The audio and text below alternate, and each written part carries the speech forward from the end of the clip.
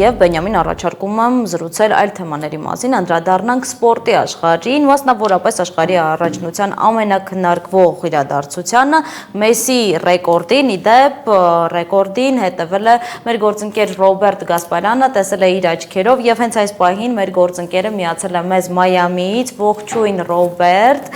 եւ կխնդրեինք քեզ պատմել ինչ տեղի ունեցավ հենց այդ պահին, սկսենք թերևս այդ տեղից ու ինչպես իրենց դրսևորեցին արգենտինացի երկրպագուները։ Ողջույն Լիդիա, ողջույն Բենյամին, ողջույն հարգելի հեռուստադիտողներ, նաև ֆուտբոլացիներ, այո, ես հիմա գտնվում եմ Մայամիում, Մեսսի երկրորդ տունն է սա դարձել եւ առհասարակ Միացյալ Նահանգները վերածվել է Արգենտինայի հավաքականի երկրորդ տան մի պարզ պատճառով, որովհետև արգենտինացի երկրպագուները ամենուրեք են, կապ չունի, այստեղ խաղ կա, չկա, Արգենտինան խաղում է, չի խաղում, Արգենտինայի հավաքականի շապիկով մարդիկ միշտ կարելի է գտնել նույնիսկ այստեղ Մայամիում եւ Արգենտինայի հավաքականը այստեղ դեռևս խաղ հասցնել, հաջորդը այստեղ լինել եւ play-off-ի խաղն այստեղ լինելու։ Ռեկորդը, որը դուք տեսնում եք ձեր էկրաններին, տեղի ունեցել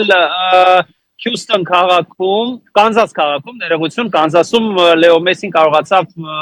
աշխարհի առաջնությունների բոլոր ժամանակների լավագույն ռմբարկու դառնալ, արգենտինացի երկրպագուները ուղղակի, չգիտեմ, գնացին, վերացան, հեռացան,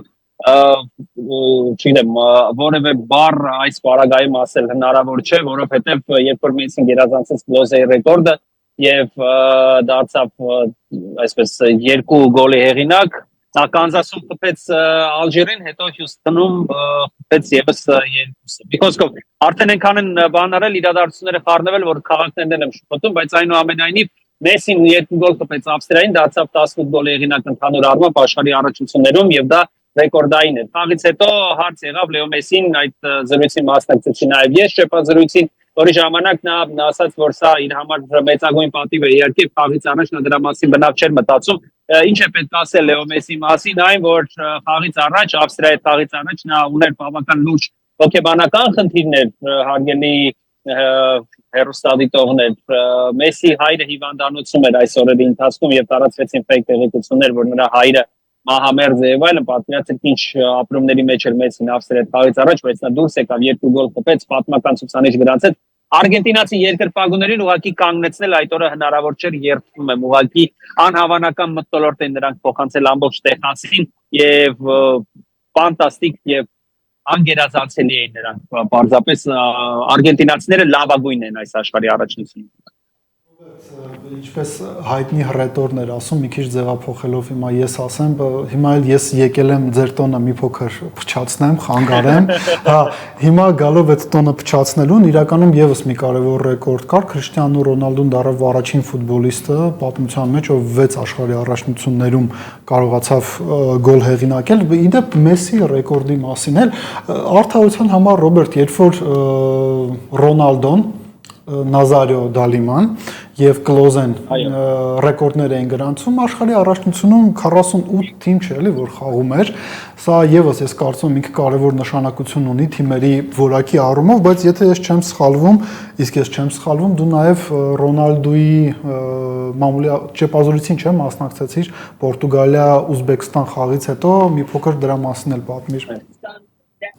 Այո, ասեմ, ուրեմն մինչև Ռոնալդոյին անցնելը մի հատ ասեմ Ռոնալդոյի եւ Կլոզեի ռեկորդի մասին։ Ռոնալդոն եւ Կլոզեն աշխարհի առաջնություններում իրենց գոլերը խփել են 32 թիմանոց թիմային ֆորմատում։ Հիմա 48 թիմ է մասնակցում, այսինքն միևնույն է խմբային փուլում Մեսսին իր գոլերը խփի, թե հետո եւս մի խաղ ունենալու հնարավորություն կունենա, թե չէ, դա արդեն հարցի մյուս կողմն է, բայց այնուամենայնիվ Մեսսին մնում է Մեսսի, իսկ դու ավելի իզնից ավելի լավ գիտես Մեսսի կարևորությունը քեզ համար Մեսին չգիտեմ գուցե անհամեմատ ավելի լավ ֆուտբոլիստ է կամ չգիտեմ չեմ ուզում ինչ-որ տենց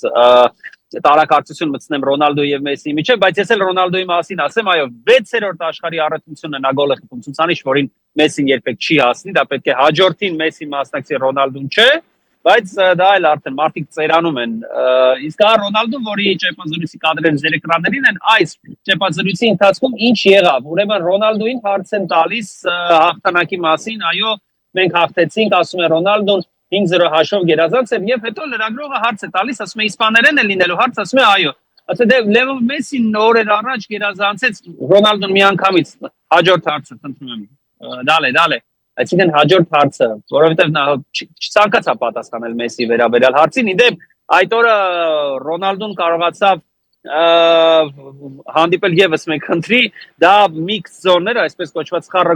դրանից առաջ նա շփվեց այլ թույլտվություն ունեցող լրագրողների հետ այնտեղ էլ այդ հարցը տվեցին դրա համար են նա զայրացել իսկ հետո արդեն դուրս գալիս է որ այնտեղ այլ կատեգորիայի լրագրողներ են այնտեղ էլ տրվեց այդ հարցը այնտեղ էլ Ռոնալդոն նյարդայնացավ բայց ինձ թվում է նյարդայնանալու որևէ բան չկա պարզապես Ռոնալդոն հետո էլ ասաց Մբապեն էլ է գոլ խփել հետո ինչ հասկանալի է նրան դուր չի գալիս այդ համեմատությունը որովհետև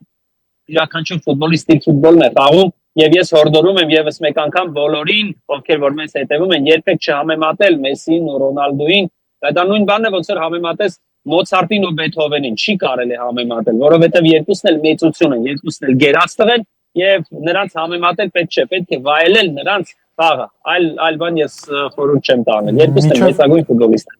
Միջև հարցի իրավունքը Լիդիային փոխանցելու մի քանի դիտարկում անեմ եւ արդեն վերջին այսպես հարցը պատասխանին անցնենք այո մարդիկ ծերանում են բայց եթե Մբապեն այս տեմպերով շարունակի իսկ FIFA-ն էլ շարունակի ավելացնել աշխարհի առաջնությունում մասնակիցների թիվը ես կարծում եմ հաջորդ աշխարհի առաջնությունում իսկ Մբապեի համար աշխարհի առաջնությունները արդեն օրենք է դառնում որ բավականին արդյունավետ մրցաշարեր են լինում հետեւաբար կարող է Մեսսի հետևից գա հենց Ռոնալդոն ինչը վերաբերվում է լավագույն ֆուտբոլիստին եւ այլն, չգիտեմ, ինձ համար լավագույնը Զիդանն է ու վերջում, այսպես ասած, ես նաեւ նշեմ հետեւյալը, Ռոբերտ, ես կարծում եմ մենք իսկապես չհամեմատելով, չհակադրելով լավ Ռոնալդոին եւ Մեսսին, ես կարծում եմ մենք բոլորս պետք է նաեւ ուրախ լինենք, որ այս 15 տարին հնարավորություն ունեցանք հետևելու իրենց դիմակայությանը, ես չգիտեմ ֆուտբոլի պատմությամբ, վստահաբար ինձանից ավելի լավ է տեղյակ, բայց ես չգիտեմ ֆուտբոլի պատմության ընթացքում մի շրջան, որ երկու խաղացող այսքան երկար տարիներ ու բոլորիս բախնել էս առումով բերել է, ոչ ոք լուրջ վնասվածք չի ստացել, նույն Մեսսին իր ճեպազրույցի ժամանակ ասեց, իմ բախտս բերել է, որ ես երբեք չգիտեմ վիրահատություն չեմ ունեցել, մեր բախտը բերել է, որ 15 տարի մենք կարողանում ենք այս երկու հրաշալի աննկարագրելի ֆուտբոլիստների մրցակցությանը հետևել։ Իհարկե, միանշանակ, որովհետև Մեսսին եւ Ռոնալդոն այո, դու շատ ճիշտ ես, չի եղել երբեք նման արճակատում, այսինքն եղել են Պելեն եւ Մարադոնան, բայց նրանք մի փոքր տարբեր ժամանակների ֆուտբոլիստներ են եղել են Պելեն եւ Կրույֆը, բայց նման արճակատում երբեք չի եղել, որովհետեւ այն ժամանակ հարավամերիկյան եւ եվրոպական ֆուտբոլները տարբեր են եղել, այսքան միաձուլված չի եղել։ Մենք երբեք նման արճակատում չենք ունեցել եւ ես վստահեցնում եմ որ չենք էլ ունենալու հաշվի առնելով թե ինչպիսի տեմպերով է զարգանում ֆուտբոլը եւ ուր է գնում անհասկանալի է դու շատ ճիշտ նշեցիր 2050 թվականին կարող է 150 երկիր մասնակցել աշխարհի առաջնության օլիմպիական սկզբունքով եւ վերջ բայց այսպիսի դիմակայություն չի եղել չի էլ լինելու